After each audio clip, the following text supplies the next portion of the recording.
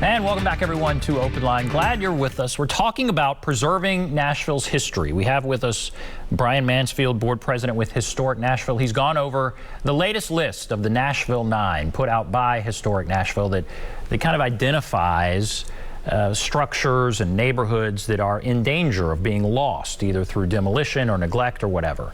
And so we've been through all the locations on the list this year, Brian.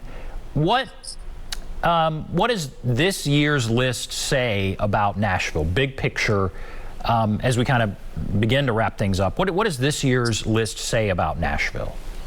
I think it says that Nashville has been through a very tough couple of years. Historically, when we do the Nashville Nine, it's usually a combination of buildings that are sitting abandoned and buildings that people want to tear down and develop.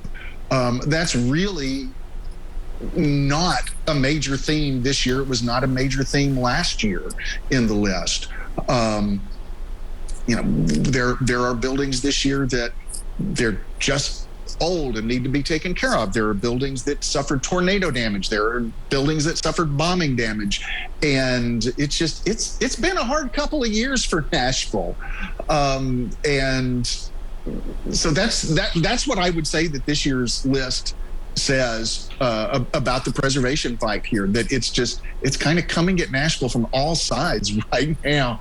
And it would be nice to be able to do some things with some of these buildings that let people feel good about the city that they grew up in or the city that they moved to because of what was special when they got here. I'd love to see some success stories that go, this is special. We've decided to keep this and make it better because of what's already here. And I ask you at the top of the show, when you look back at some of your past lists, this is a list you put out every year. Right. How many are successes? How many did you lose? And you said, well, you do lose some. It's not like it's tough to do, and right. And you lose some. So how optimistic are you about the buildings on this list, that there will be successes? How optimistic are you?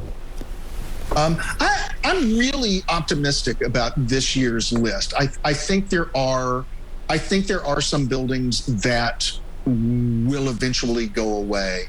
There are a couple that I think the real danger is they'll just be gone. But I think there are also a lot of opportunities with this year's list for the community that I don't know that there always are. There's the opportunity to band together and raise the money that the Elks Lodge needs to make that what that community wants it to be. There is the opportunity to really creatively rebuild that section of 2nd Avenue. So I am generally pretty optimistic. I think a lot of these buildings that we see this year are going to be around in some form or another. And a lot of what we're concerned about this year are smaller detail-oriented things as opposed to just flattening them and starting over.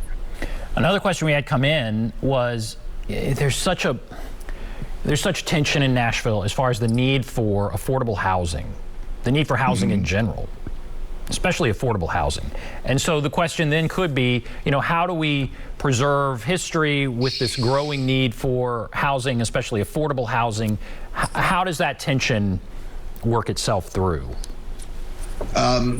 With hopefully people who are smarter than I am, because affordable housing is one of the most difficult challenges that this city faces anyway. You start layering historic concerns and preservation concerns on top of that, and it makes it even more complex. One thing that I would say is that there are often ways to retrofit and renovate existing buildings that are more economically feasible than building larger and buildings. And there have been older apartment buildings that have been on the Nashville Nine in the past that we did lose.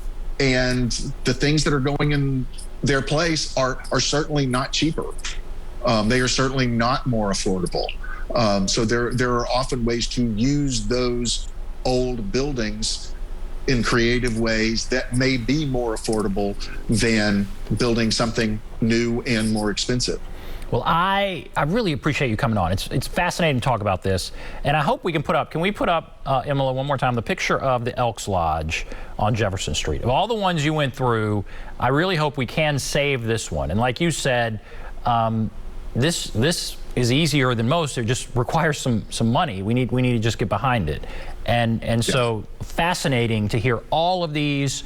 Thanks for bringing them to our attention. And there, the Elks Lodge. I hope we can save that, and really all of them on the list. But thank you, Brian. Great, thank you. It's been a pleasure. Been fun. Okay, so we will come back, and I'll wrap everything up. We'll be back right after this.